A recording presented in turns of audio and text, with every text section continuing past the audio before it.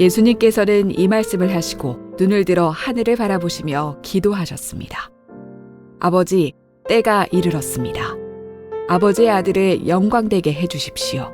아들이 아버지를 영화롭게 하겠습니다. 아버지께서는 아들에게 주신 모든 사람에게 영생을 주려고 모든 사람을 다스리는 권세를 아들에게 주셨습니다.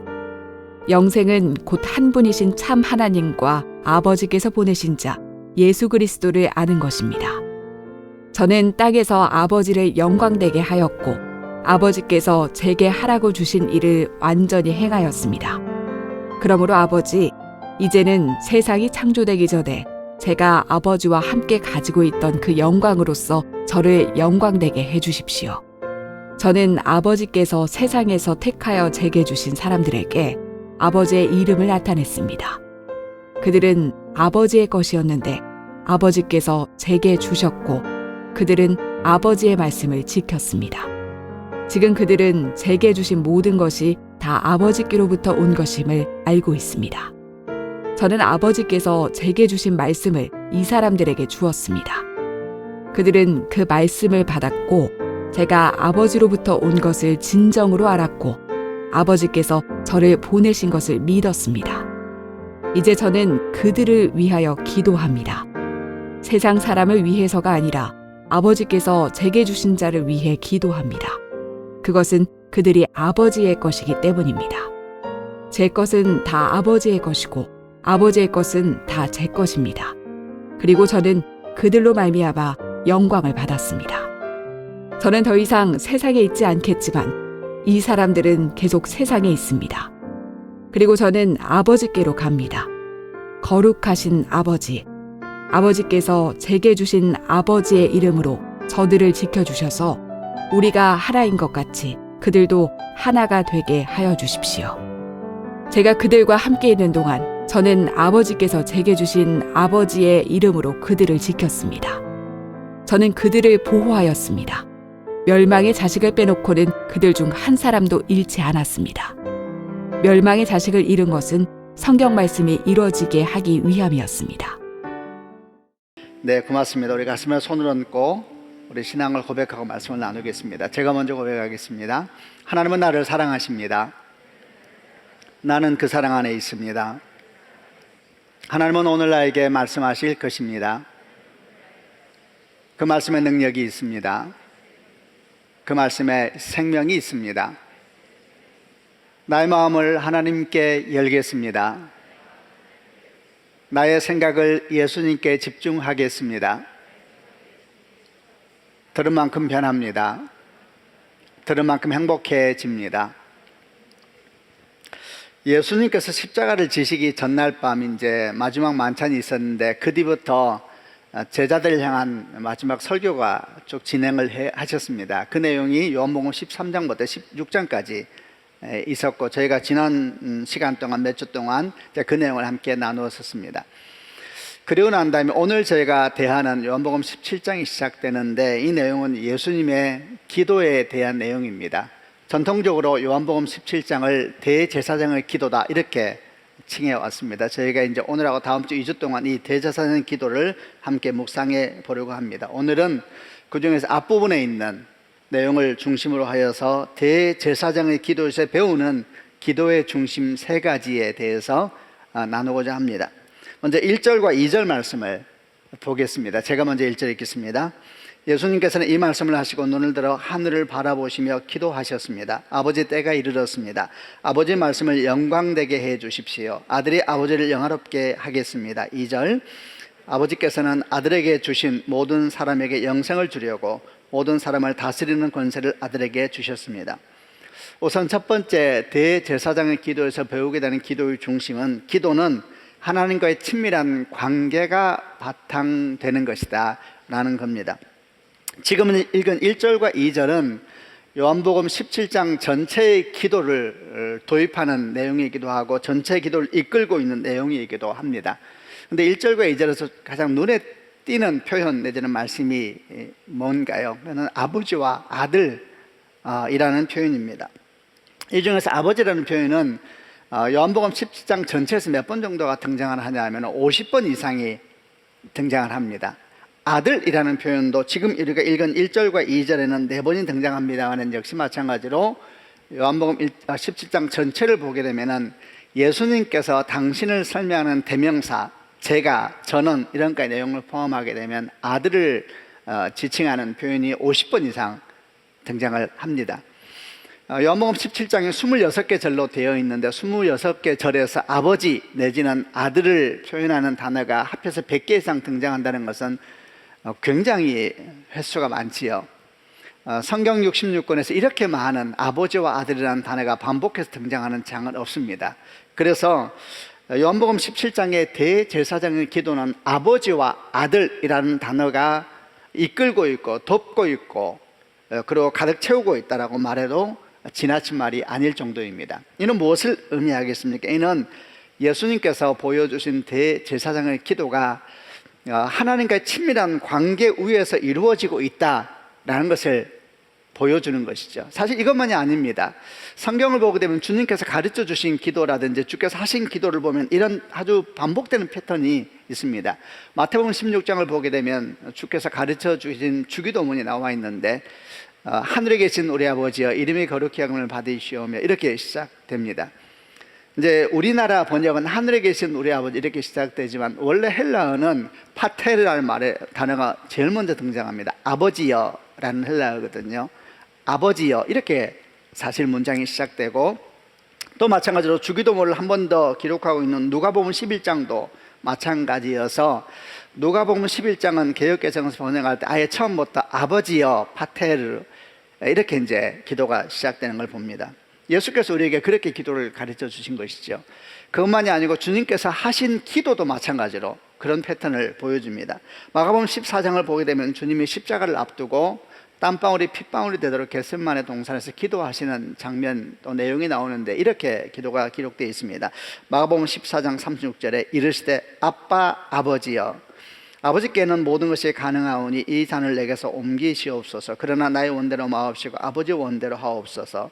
아빠 아버지 이렇게 번역되어 있는데 이제 아바 아버지 이렇게 번역하기도 합니다. 이 아바 또는 아빠라고 번역된 단어는 아주 발음이 비슷해가지고 우리가 잘 기억하는데 말 그대로 아빠라고 하는 아람어가 있습니다. 이게 아버지를 뜻하는 파테리가 좀 더 친숙하게 부르는 표현을 하겠죠. 파테르는 헬라어로 하면 아빠라는 단어는 아람어인데 당시 그런 언어를 쓰고 있었습니다. 그래서 아바 아버지 번역할 때 아빠 아버지 이렇게 이제 번역되고 있는데 같은 패턴이죠. 그러니까 주님께서 우리에게 가르쳐 주신 또 주께서 하신 기도의 가장 근본적인 바탕은 뭐가 있냐면 하나님을 아버지라 부르시는 그런 친밀함이 그 바탕에 깔려 있는 겁니다. 이것은 대단히 중요하죠. 그래서 이를 굉장히 많은 사람이 주목을 했습니다. 밀러 같은 학자는 뭐라고 표현했냐면 아버지, 하늘에 계신 우리 아버지라는 표현을 기도의 황금문이다 이렇게 표현하기도 했고 앤드류 모레이 같은 경우에는 이 아버지라는 호칭을 기도의 열쇠이다 이렇게 설명하기도 했습니다. 왜 기도의 황금문이다 또는 기도의 열쇠라고 표현을 했을까요? 누구나 이 문을 통과하여야만 아버지의 임재 속에 들어갈 수 있기 때문에 기도의 황금문이다 이렇게 표현한 것이고 또 닫힌 방을 열고 들어가기 위해서는 열쇠가 필요한 것인데 이 열쇠 하나님 임재 가운데 들어가는 그 열쇠가 바로 아버지라고 부르는 믿음의 고백에 있다라고 이제 설명한 것이죠. 하나님이 우리 아버지가 되실 때 여러분 그때 바로 거기서 우리 기도는 시작되고 하나님이 우리 아버지가 되실 때 아버지라고 부를 때 우리 기도는 언어를 넘어서 하나님의 신비 속으로 들어가게 되는 겁니다. 계시록 5장을 보게 되면 우리 기도에 대해서 어떤 표현을 하고 계시냐 하면 금 대접 위에 올려진 향이다 이런 표현을 써요. 그 환상적으로 그게 보이거든요. 금 대접 위에 올려진 향이다. 이 향이 우리 기도라 그러는데 이 향이 금 대접 위에 올려져서 아버지께 이제 드려지는 것인데 이 금 대접이 뭔가? 예수님이지요. 예수님이 십자가 보혈이지요. 그리고 동시에 예수의 십자가로 말미암아 완전히 새로워진 하나님과 우리의 관계이지요. 아버지, 바로 이 관계라는 것, 예수의 보혈, 예수의 십자가라는 것이 금 대접으로 설명되어지고 그 대접 위에 우리의 기도가 담겨져서 올라가는 이제 이렇게 계시록 5장은 설명하고 있습니다. 우리가 하나님을 아버지라 부르는 순간 아까 말씀드린 것처럼 우리의 기도는 언어의 세계를 넘어서 신비의 자리로 들어가게 되는 겁니다. 그래서 우리가 보통 이제 표현할 때 기도는 뭔가 이럴 때 기도는 언어가 아니라 관계이다. 기도의 시작은 언어가 아니라 관계이다. 이렇게 말하는 이유도 거기에 있습니다. 우리가 하나님을 아버지라 부르는 순간 사실 기도가 완전히 새로운 지경으로 들어가게 되는 것이죠. 보통 사람들에게 기도가 뭡니까? 이런 얘기 물으면 또는 생각하면은 가장 많이 나오는 표현이 기도는 대화이다 이런 표현을 쓰죠. 맞죠? 기도는 대화이죠. 근데 여러분, 대화가 정말 건강한 대화가 되고 깊은 대화가 되기 위해서는 뭐가 필요합니까? 건강한 관계이지요. 건강한 신뢰가 전제되지 않는다면, 그런 관계가 전제되지 않는다면 어떻게 그 대화가 건강해지겠습니까? 그래서 관계의 건강함이 사실은 대화의 건강함의 척도가 되는 겁니다.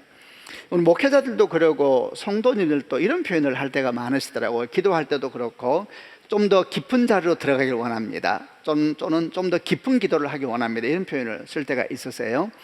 저는 그럴 때마다 생각합니다. 깊은 자리가 어디일까? 또 깊은 기도가 어디일까? 여러분, 깊은 기도가 어떤 기도일까요? 기도가 대화다 그랬으니까 부모와 자녀의 대화를 생각하면서 한번 묵상해 보겠습니다. 부모와 자녀가 대화를 합니다. 자, 깊은 대화를 하기 원한다. 어떤 대화가 깊은 대화일까요? 부모와 자녀가 앉아서 뭔가 고상한 이야기하고 심오한 이야기하고 비밀스러운 이야기하고, 여러분, 그게 그러면은 깊은 대화일까요? 대화는 그런 게 아니잖아요. 고상한 이야기하고 뭔가 심오한 이야기하고 비밀스러운 이야기하는 것은 지식인들하고 하는 것이고 철학자들하고 하는 것이고 정치인들이 하는 거잖아요. 우리는 그것을 부모와 자녀의 깊은 대화다라고 말하지는 않지요. 부모와 자녀의 깊은 대화라고 하면은 그것은 마음과 마음이 나누어지고, 정말 부모의 마음이 자녀의 마음이 되고 자녀의 마음이 부모의 마음이 되고, 그 마음이 서로 공감되어지고 하나 되어지면서, 이럴 때 우리는 그것을 깊은 대화다 표현하고 깊은 만남이다 이렇게 표현할 수가 있을 겁니다. 그러면 이제 요점 이러네요. 그럼 깊은 대화를 하기 원하고 깊은 기도를 하기 원하면은, 그러면 그런 건강한 관계 또는 그런 대화는 어떻게 가능한 것일까? 여러분, 부모와 자녀가 깊은 대화가 어떻게 가능합니까? 부모가 능력이 많으면 가능한가요? 아니잖아요. 부모가 권세가 많으면 가능한가요? 그것도 아닙니다, 여러분. 자녀가 말만 하면 부모가 다 해준다. 그러면 둘이 깊은 대화가 되는 거 아니거든요, 그거예요. 부모가 세상에서 굉장히 유명한 사람이다. 여러분, 그렇다 그래서 부모와 자녀가 깊은 대화가 되는 건 아니죠. 똑같습니다. 그런 깊은 대화는 거기서 오는 것이 아니고 능력에서 오는 것도 아닙니다. 권세에서 오는 것도 아닙니다. 관계에서 옵니다. 관계. 그러니까 결국 우리가 기도에 대한 고민을 하면 이렇게 흘러갈 수밖에 없습니다. 우리가 하나님과의 친밀한 관계를 어떻게 이룰 수 있을까? 어떻게 친밀한 관계가 이루어집니까? 친밀한 관계가 이루어지기 위해서 필요한 것은 헌신과 사랑이 아닐까요? 서로를 향한 헌신과 사랑이 만날 때 그 한가운데서 맺혀지는 것이 관계라는 열매가 아닌가요? 사실 이 헌신과 사랑이라는 것은 일방적이 되면 안 됩니다. 일방적으로 헌신하고 일방적으로 사랑했을 때 그 일방적인 사랑과 헌신에서 깊은 대화, 깊은 관계가 맺어지는 것은 아니죠. 서로를 향한 헌신과 사랑이 만났을 때에 그 관계 사이에서 깊은 관계가 맺어지고 깊은 대화가 맺혀지는 겁니다. 이에 대한 좋은 예화가 양자를 드렸던 한 목사님 얘기가 될 것이라고 생각합니다. 한 목사님이 교회에서 긍휼사역을 주로 맡게 되었는데, 이제 맡은 분들 중에 가난한 할머니 할아버지들이 많이 계셨다고 합니다. 근데 그들이 돌아가실 때 이제 참 여러 가지 가정의 상황들이 많고 어렵죠. 그 아이를 맡길 데가 없어서, 손자 손녀를 맡길 데가 없어서 목사님에게 부탁을 하고 하시면서 이제 이 목사님이 3명과 4명을 입양하게 됐습니다. 그리고 집에서 함께 자식으로 기르게 됐는데 참 귀한 일이죠.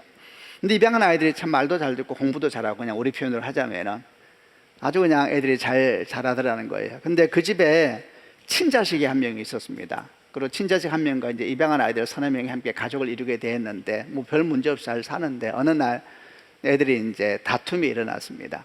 친자식하고 양자가 다툼이 일어났는데 뭐 그럴 수 있죠. 목사님이 방에 계셨는데 둘이 막 싸우는 소리가 올라가고 막 음성이 올라가고 막 그러겠죠. 그러다가 친자식이 큰 소리 하나 질렀습니다. 그리고 조용해졌습니다. 싸움이 끝났거든요. 무슨 말 했는가? 너 우리 집에서 나가 그랬거든요. 그럼 끝난 거죠 뭐. 그 이 방에 들어온 아이가 아무 말도 하지 못하고 가만히 있는 상황, 이제 안방에서 듣는데 그 상황이 뭐 다 보이죠. 굉장히 목사님이 온유한 분인데 너무너무 화가 났다고 합니다. 그래서 밖에 나가서 애를 불러놓고 말을 합니다. 친자식에게 다시는 내 아이에게 내 집에서 나가라 말한 얘기를 하지 말라, 이렇게. 근데 이 사건이 있은 후로 변화가 생기기 시작했는데 어떤 변화가 생겼냐면 좀 묘한 변화가 생기더래요. 이 양자 들어온 아이들이 말을 안 듣기 시작하더래요.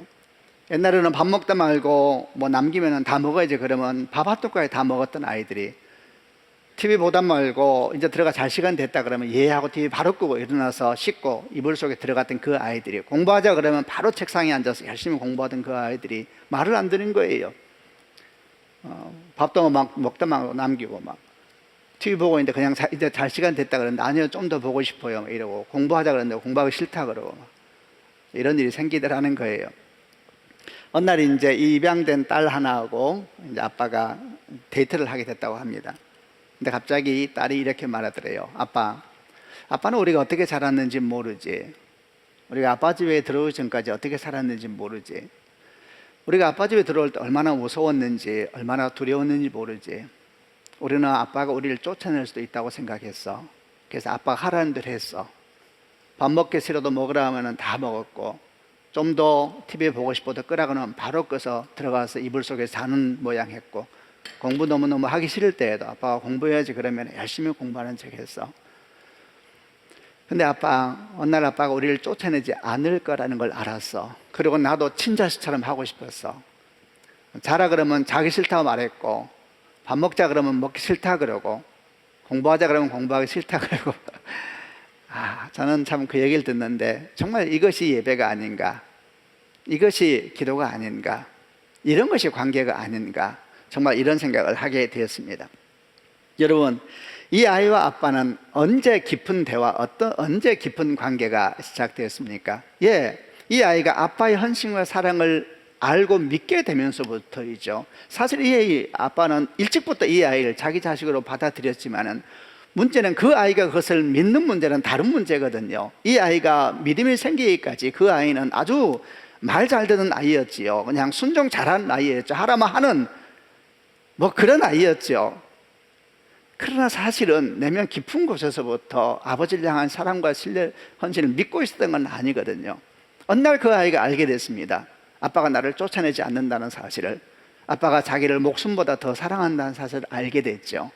그리고 자기도 친자식처럼 해보고 싶어서 그렇게 행동하기 시작했잖아요. 여러분, 그게 기도고 그게 예배 아닌가요? 저는 간혹 설교할 때 그런 얘기를 합니다. 순종보다 중요한 것은 정직이라고. 정직하지 않은 순종은 그 다 종교의식이고 그 다 서로 속이는 것이고, 하나님이 바보신가요? 여러분, 예수께서 우리에게 오셨습니다. 하나님은 우리 아버지가 되시기 위하여서 아들 예수를 십자가에 못 박아 죽게 하셨는데 정말 이해할 수도 없고 신비한 일입니다. 예수께서 우리를 죽으셨단 말입니다. 그러나 우리가 그걸 믿지 않는다면, 정말 그 하나님의 사랑과 헌신을 우리가 정말 마음으로부터 받아들이지 않는다면, 그래서 그분의 사랑과 헌신이 나의 사랑과 믿음과 만나지 않는다면 어떻게 그 사이에서 진짜 기도가 시작되고 진짜 예배가 시작되겠습니까? 이 아이가 아버지의 사랑과 헌신을 믿었을 때, 그때 입양 아에서 자녀가 된 겁니다. 집에 들어온다고 자녀인가요? 그 사랑을 알 때에, 그 사랑이 바로 나를 향한 사랑이라는 걸 알 때에 그 마음에 있는 내용이 아버지에게 터져 나오는 것이죠. 사실 그러지 않았을 때에, 입양아로 집에 들어왔을 때에도 말 참 잘 들었습니다. 아빠는 밖에 나가 자랑할 수도 있었겠죠. 그리고 그런 아빠와 함께 데이트할 때 누가 옆에서 봤으면 참 좋은 아이다, 보람되시겠어요. 입양하니까 얼마나 좋으세요. 저렇게 말도 잘 듣고 이렇게 공부도 잘하고 참 이렇게 말할지 몰라요. 그러나 그거 아니거든요.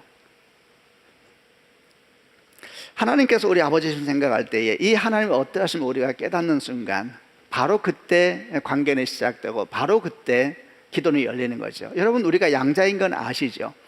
예수께서 친아들이십니다. 그리고 우리를 양자 삼았다 이렇게 표현해 주세요. 이게 계십니다. 로마서 8장 15절 16절에 너희가 다시 무서워하는 종의 영을 받지 아니하고 양자의 영을 받았으므로 우리가 아빠 아버지라 부르짖느니라. 성령이 친히 우리 영과 더불어 우리가 하나님의 자녀인 것을 증언하신다 그랬습니다. 하나님께서 우리를 예수의 피로 말미암아 아들 삼으셔서 그리고 마침내 우리가 예수의 은혜로 말미암아 그 아들의 신비를 깨닫게 되고 주의 은혜를 알게 될 때, 여러분 그때 기도는 열리고 예배도 열리는 줄로 믿습니다. 이런 은혜가 모든 성도들 가운데 있기를 주님의 이름으로 축원합니다. 그래서 우리가 하나님께 기도를 할 때에 기도 많이 한다든지 기도 열심히 하는 것을 막 어찌 보면 표현을 좀 조심스러운데 뭐 굉장히 자랑스러워하거나 대단한 일을 여길 수 없습니다. 하나님께 기도 많이 한다 그래서 뭔가 하나님께 대단한 헌신을 하는 것처럼 이렇게 생각할 것도 없습니다. 사실 생각해 보면 기도는 하나님을 향한 헌신이라기보다는 큰 축복의 통로이기 때문입니다. 이 기도의 문을 우리에게 열어주시기 위해서 예수님이 십자가에 죽으셨잖아요. 성경에서 기록하고 계시는 것처럼 예수께서 십자가 못 박혀 죽으실 때에 성소의 휘장이 위로부터 아래까지 가운데가 쫙 찢어졌다 그랬습니다. 하나님을 향한 문이 활짝 열린 것이죠. 이 놀라운 기도의 문, 예배의 문이 우리 앞에 열려 있는 것입니다. 이 문 안에 여러분 들어가지 않겠습니까? 이 문 안에 들어가고 나오면서 마치 그것이 우리가 하나님께 뭔가 해드리는 것처럼 생각할 이유가 있겠습니까? 아니지요. 이 놀라운 축복을 누리면 누릴수록 우리에게 얼마나 큰 은총이 됩니까? 이 기회를 빼앗기지 않는 축복이 있기를 바랍니다. 사실 생각해 보면 기도한다 그럴 때 무엇을 기도할 것인가 생각을 많이 하고 질문을 하곤 하는데, 기도의 일반적인 가장 1차적인 기본은 무엇을 기도할 것인가가 아닙니다. 아버지와 아들의 관계 속으로 들어가는 것이죠. 저는 이제 우리가 성수동에서 이제 기도 운동을 곧 시작하고 지금 공사를 하고 있고 그러는데, 성수동 가볼 때마다 너무 마음이 기대가 되고 감사해요.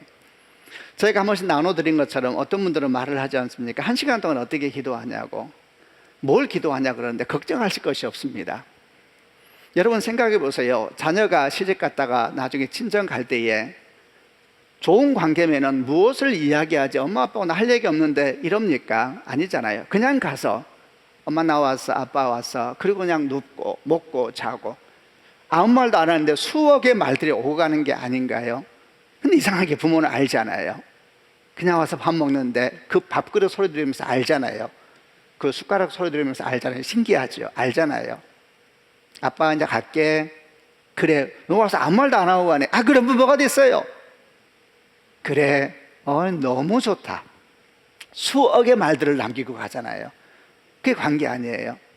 저는 성수동에 와서 우리 성도님들이 무엇을 기도할까 걱정할 것이 하나도 없다고 생각해요. 물론 교회는 여러분의 기도를 돕기 위해서 기도 제목을 잘 정리해 놓을 거예요. 아름다운 음악을 틀어놓고 환경도 만들려고 그런 은혜를 주셨잖아요. 너무 좋아요. 말씀드렸죠. 뒤에 가면 큰 기둥이 4개 있다고. 저는 옛날에 기도할 때 숨고 심을 때가 많았거든요. 근데 교회는 너무 뚫려 있어가지고 울면 자꾸 봐요. 기둥이 너무 필요하더라고요. 기둥이 있어서 너무 좋아요. 옛날에는 예배당 가면 기둥 부수고 싶었어요. 팍 뚫렸으면 좋겠다 그러는데 기도 초소는 달라요. 기도 초소는 곳곳에 좀 기둥이 있어야 돼요. 그래서 숨고 싶을 때 숨고 울고 싶을 때 울고 너무 좋잖아요. 기도 제목을 잘 준비해 줄 거예요. 그러나 저는 이런 꿈을 꿔요. 우리 성도들이 올 때에 기도 제목이 아니라 그냥 와서 거기 앉아 있는 거예요. 가만히 앉아 있는 거예요. 그냥 친정 온 것처럼, 아버지 앞에 온 것처럼 그냥 앉아 있는 거예요. 그럼 주님은 그 호흡 소리만 들어서 아세요. 숟가락 소리 들으면서 아는 것처럼 다 아시거든요. 그냥 앉아서 푹 쉬었다가요. 할 말 없으면 와서 자면 돼요. 그 자도 기도 시간 쳐요. 와서 앉아 있다가 하고. 여러분, 그러면서 기도가 시작되는 거 아닌가요? 기도라는 신비잖아요. 언어의 문제가 아니잖아요. 아버지와 아들의 기도 속에 들어갈 때 앤드루 모레의 말이 맞잖아요. 열쇠래 열쇠. 아버지. 그리고 앉아있을 때 아버지라는 말이 가면 안 들어오면 어머니 부르면 돼요. 이 하나님께서 아버지라는 말을 계시의 언어로 주셨는데 그분이 남성성을 말하는 게 아닙니다. 하나님의 이름을 부르면서 거기서 머물 때에 기도는 시작되는 것입니다. 우리는 그저 앉아있고 아버지 하고 부르고 있지만 사실은 영적인 자리에서는 신비의 역사가 일어나는 것이고 천군천사가 우리 주변에서 움직이기 시작하고 우리 호흡이 금대접에 담겨져서 하나님께 올려진다고요. 여러분, 기도의 시작은 언어가 아니라 관계인 겁니다. 날마다 이런 아버지 되심이 우리 가운데 고백되어지고 그런 기도가 우리 가운데 열리는 그런 축복이 있기를 주님의 이름으로 축원합니다.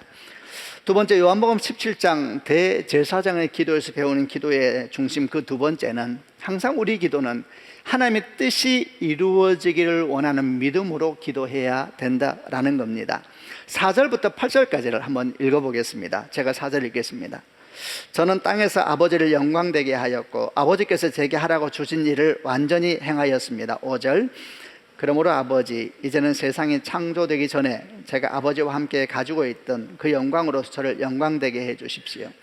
저는 아버지께서 세상에서 택하여 제게 주신 사람들에게 아버지의 이름을 나타냈습니다. 그들은 아버지의 것이었는데 아버지께서 제게 주셨고 그들은 아버지의 말씀을 지켰습니다. 7절.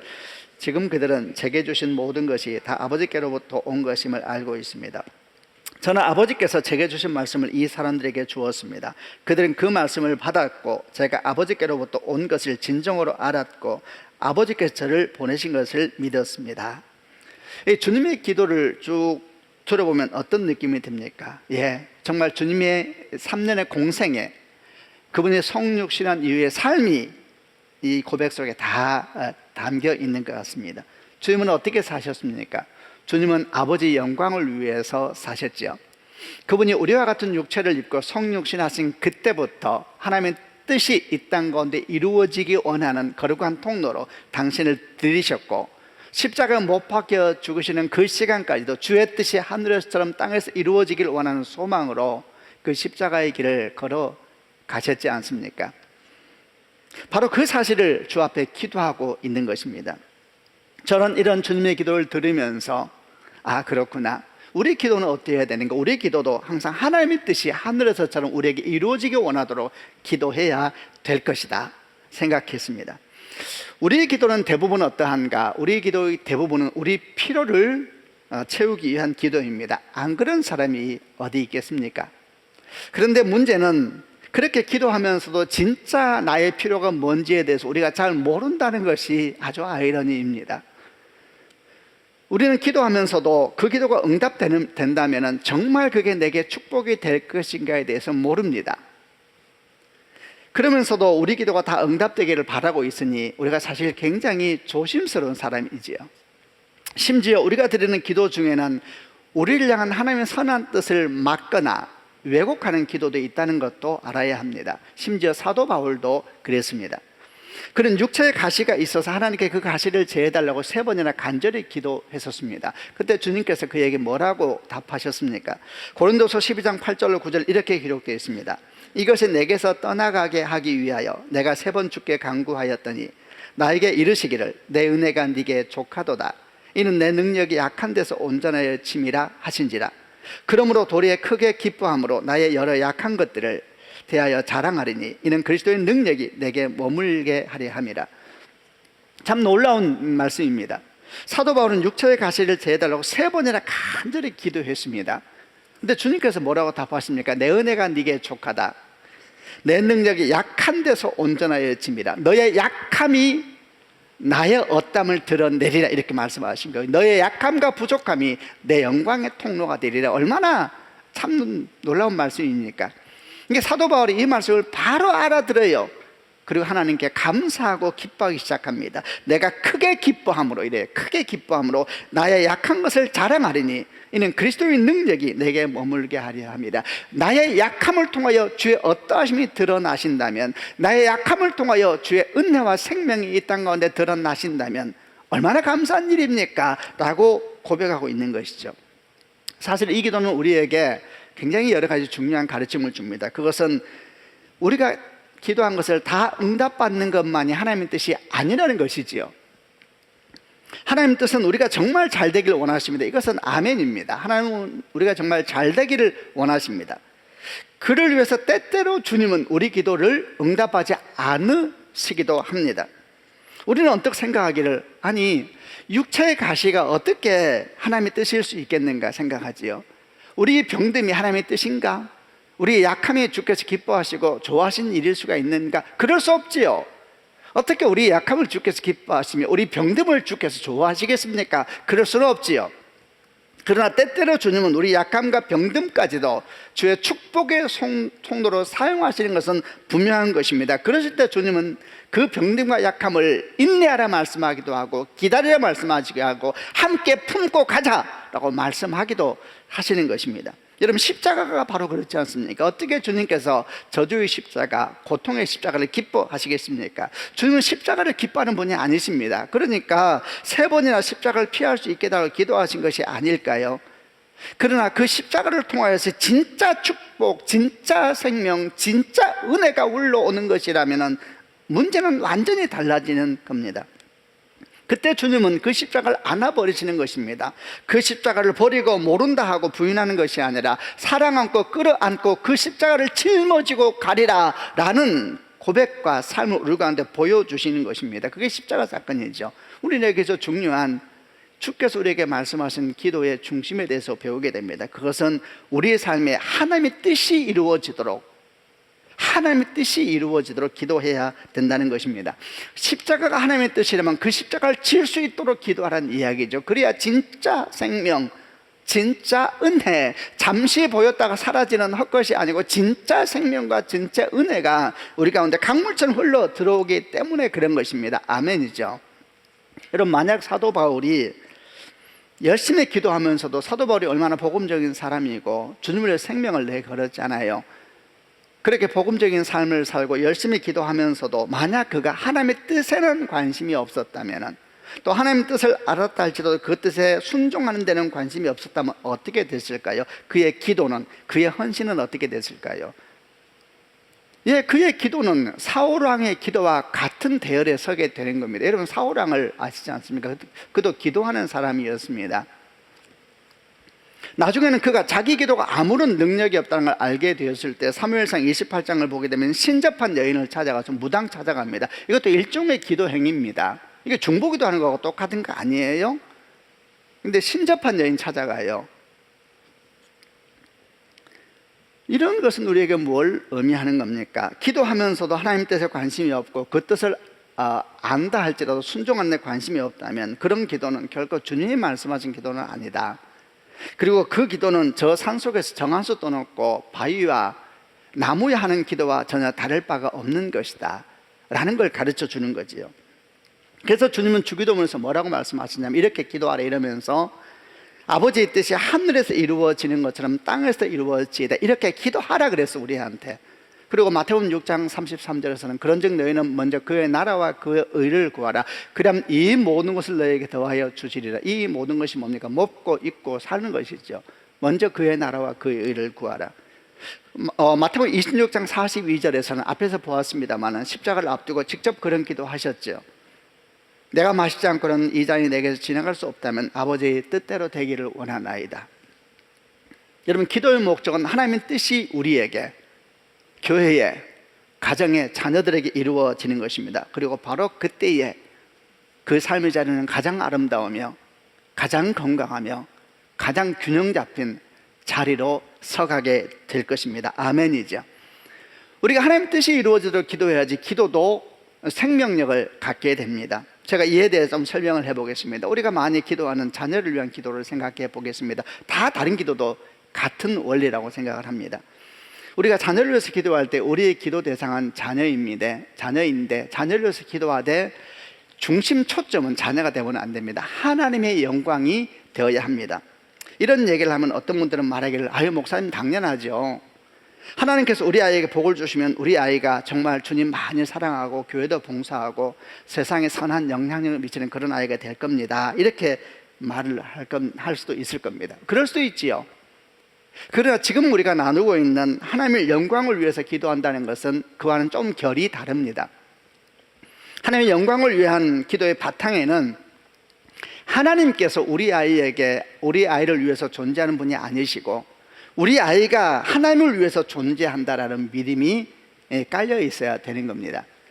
우리 아이가 공부하는 이유도 주님의 영광을 위해서 공부하는 것이고 공부해서 잘 되면 주님을 위해서 뭘 하겠다라는 말이 아니고 공부하는 이유도 주님의 영광을 위해서 하는 것이고 잠을 자고 밥을 먹고 열심히 운동하는 이유도 결혼하고 시집가는 이유도 돈을 버는 이유도 주님의 영광을 위해서 그렇게 하는 것이다 라는 믿음이 깔려 있어야 되는 겁니다. 그리고 그 위에서 재정을 위해서 기도하고 관계를 위해서 기도하고 직업을 위해서 기도하고 결혼을 위해서 기도하고 근데 그 바탕에는 하나님의 영광을 위해서 그 모든 것이 이루어지길 원합니다라는 믿음이 깔려 있는 것이죠. 그럴 때 여러분 그 기도에 생명력이 부여됩니다.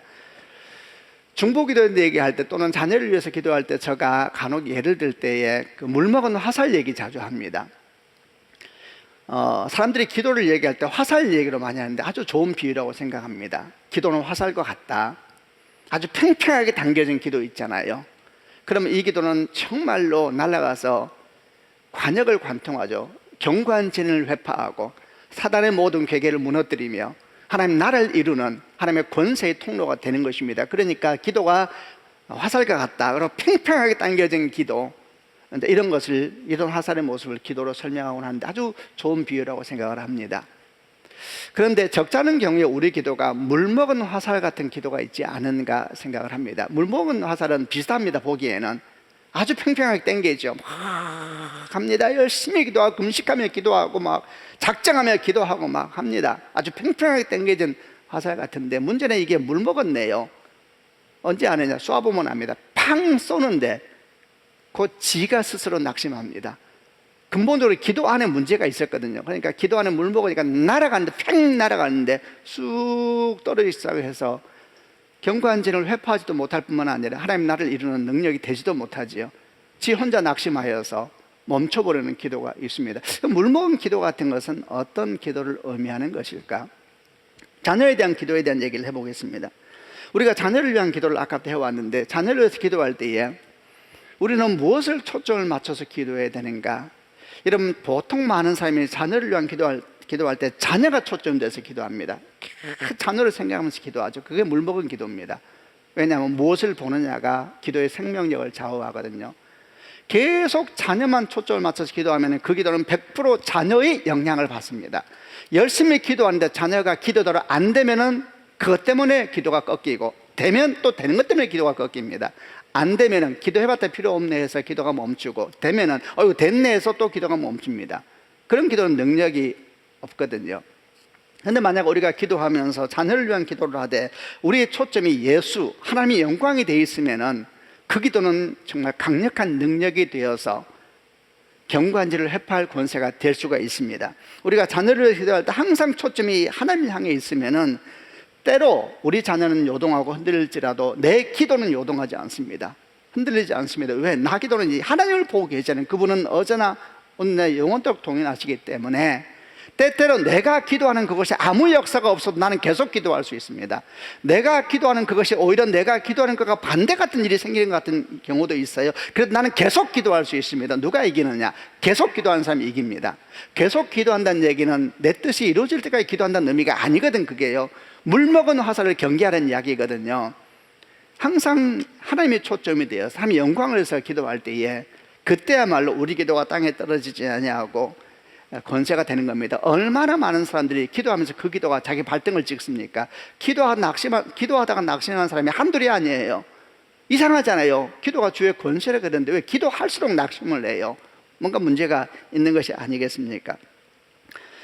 우리 기도가 정말 주께서 원하시는 거룩한 능력의 통로가 되고 정말 오래전부터 있었던 견고한 진을 회파하는 능력의 기도가 되기 위해서 주의 뜻을 날마다 구하는 믿음이 바탕되어서 기도하는 축복이 있기를 바랍니다. 우리 필요를 구하지 말라는 뜻이 아닙니다. 구해야죠.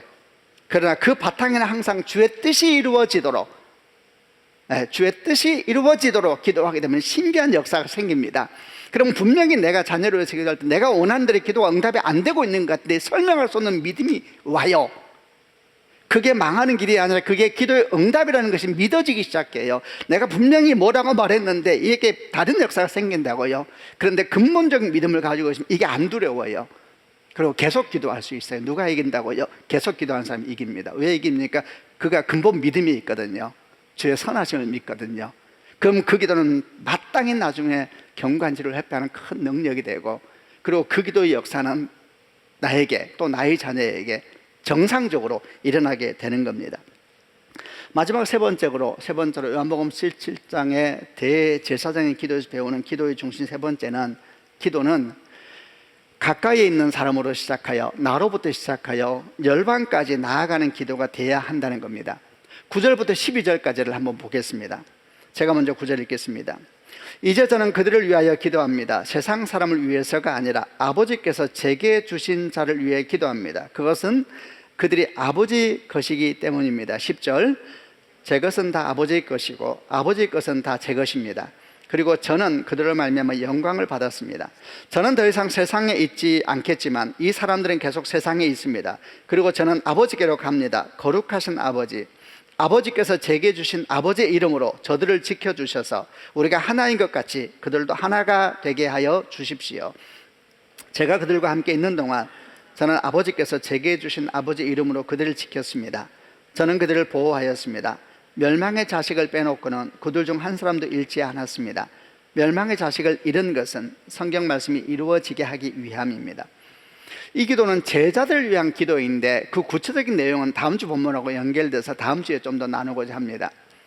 어쨌든 간 이 기도는 초점이 제자들에게 있습니다. 성경에 주님이 분명히 말씀하셨죠. 이 기도는 세상 사람을 위해서가 아니라 아버지께서 제게 주신 자를 위해서 기도합니다. 이 제자는 누구인가 하면 1차적으로는 지금 예수 앞에 있는 12 사도들을 의미합니다. 근데 거기서 멈추지 않아요. 계속 기도하면서 20절을 가게 되면 주님께서 이런 표현을 하십니다. 저는 이 사람들만 위해서만 기도하는 것이 아니라 이 사람들이 전하는 말을 듣고 저를 믿는 자를 위해서도 기도합니다. 이렇게 하면서 기도의 지경이 넓혀집니다. 지금 사도들을 위해서 분명히 기도하는데 조금 지나가니까 이들만이 아니라 이들을 통해서 믿게 될 자들을 위해서 기도합니다. 이렇게 이제 기도가 지경이 확장돼 있는데, 그럼 여기서 끝나는가? 주께서 가르쳐 주신 기도는 이렇게 사도들을 지나 믿는 자들에게서 멈추면 되는 것일까? 아니지요. 이 기도는 또 계속해서 확장됩니다. 그리고 마침내는 모든 열방과 믿지 않는 사람을 위한 기도까지도 확장되기 시작합니다. 그것이 마태복음 28장에 있는 지상명령이지요.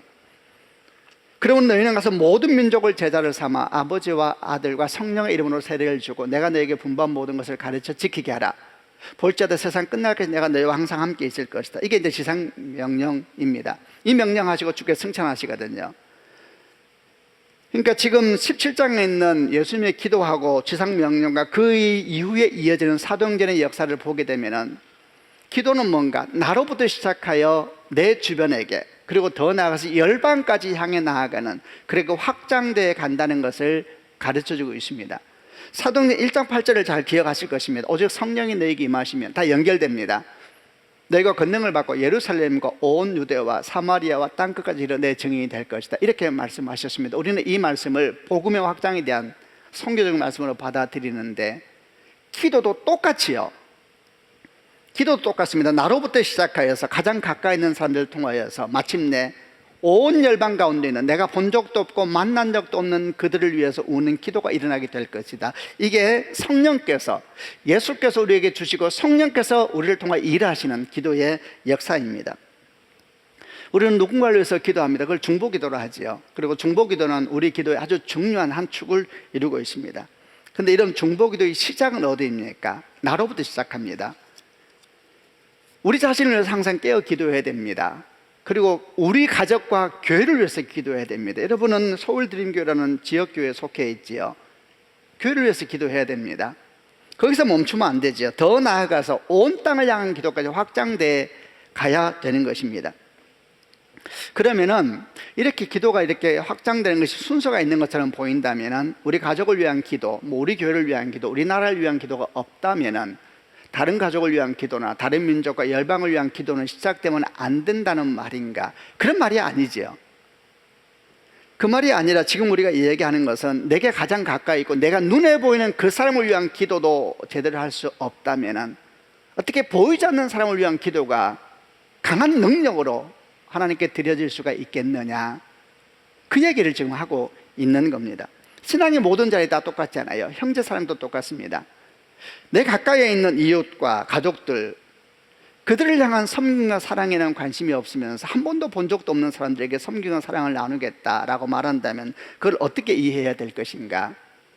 물론 우리는 이 반대적인 생각도 경계해야 됩니다. 우리 섬김과 사랑이 우리 가족이나 우리 민족에 멈춰버린다면 전혀 복음적이지 않지요. 이런 것들도 함께 경계하면서 주께서 가르쳐주는 기도의 원리는 뭐냐? 나로부터 시작하여 우선 가까운 사람을 위한 기도를 시작하라는 겁니다. 눈에 보이는 것이 기도의 제목이거든요.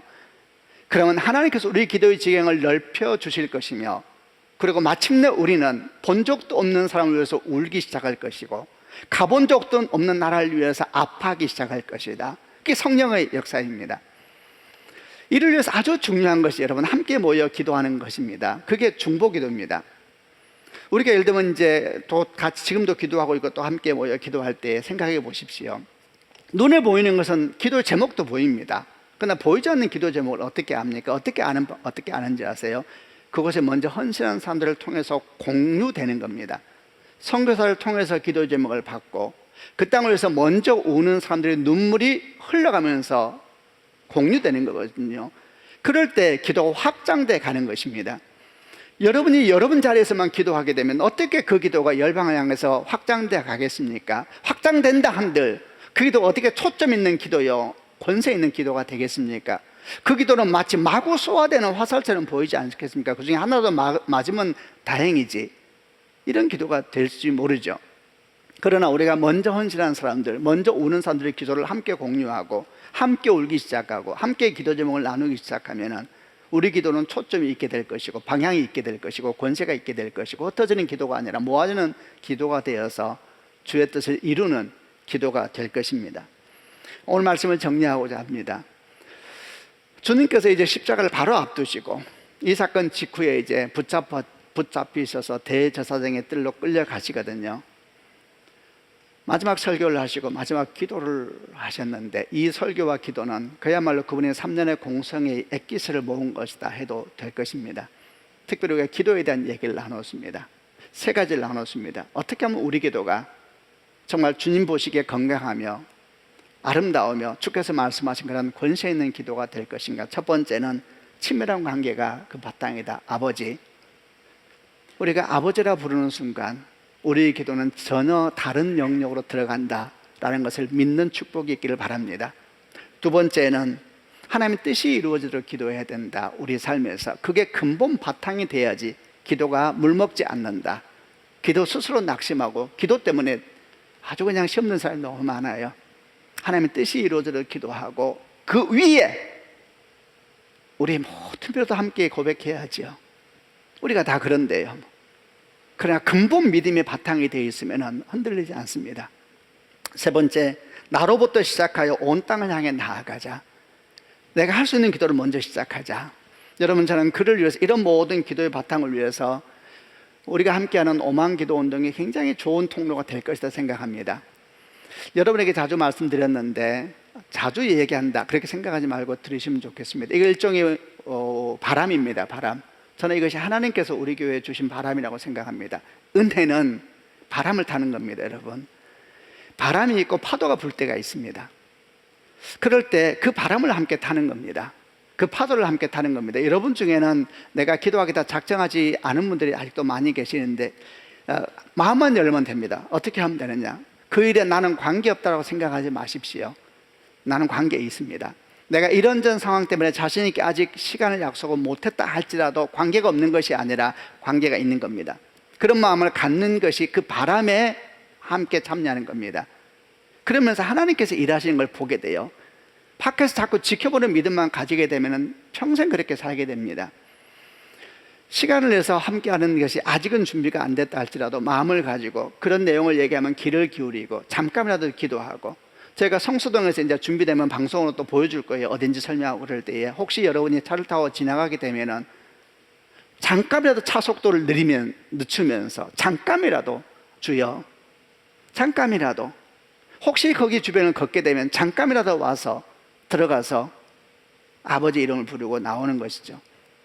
혹시 몸이 다쳤으면 주변을 잠깐 돌면서, 이런 것이 바람을 타는 겁니다. 이렇게 함께 기도에 나아가게 되면 저는 금년 한 해가 우리가 생각지 못한 하나님의 은혜가 우리를 덮겠구나. 저는 이 일 가운데 우리 서울드림교회 성도들이 전부 다 외부인이 되지 않고 타인이 되지 않고 당사자가 되는 축복이 있기를 바랍니다. 말씀을 정리하면서 한 번 더 제가 세 가지 축복하겠습니다. 그분이 우리 아버지이십니다. 아멘. 아버지 생각하고 묵상하시고 품으시길 바랍니다. 두 번째, 하나님의 뜻이 이루어지기 원하는 근본 믿음을 바탕에 두십시오. 그래야지 기도 때문에 낙심하지 않습니다. 세 번째, 나로부터 시작하여 열방을 향한 기도까지 그를 위해서 함께 기도해야 됩니다. 기도 제목을 듣고 관심을 갖고, 고상한 기도 안 해도 됩니다. 읽기만 해도 됩니다. 그리고 주의 은혜를 구하, 이것이 모아져서 거대한 물결을 이루고 파도를 이루면서 주의 뜻을 이루는 그런 역사를 우리 가운데 이루게 될 줄로 믿습니다. 주의 은혜가 여러분과 함께 하시기를 바랍니다. 아멘. 기도하겠습니다. 가슴에다 손을 얹으시길 바랍니다. 성도 여러분, 오늘 말씀을 들으면서 하나님께서 여러분에게 어떤 말씀을 주셨습니까? 항상 우리가 하는 것처럼 우리가 듣는 말씀이 그저 듣고 지나가는 바람 같은 말씀이 아니라 심겨지는 씨앗이 되기를 소망합니다. 오늘 어떤 말씀을 여러분에게 하나님께서 주셨습니까? 그것이 감동이든 불편함이든 조심스러움이든, 아니면 그렇지 않다면 그렇지 않다는 사실을 가지고 오늘 주 앞에 한번 기도하시길 바랍니다. 하나님 아버지, 항상 우리가 주께 기도하옵나니 오 아버지, 우리가 주의 말씀을 믿음으로 품습니다. 이른 비와 늦은 비를 내려주셔서 뿌리 내리게 하여 주시고 열매 맺게 하여 주셔서 말씀이 능력이 되면 사건이 되면 생명이 되도록 우리에게 은혜를 베풀어 주옵소서. 그저 듣고 이해함으로 지식으로 끝나는 사람이 되지 않게 해주시고 우리 생명 되게 하시고 삶이 되게 하시고 우리의 내면의 중심이 되는 주의 말씀 되게 하여 주옵소서. 같이 한번 하나님께 기도하겠습니다.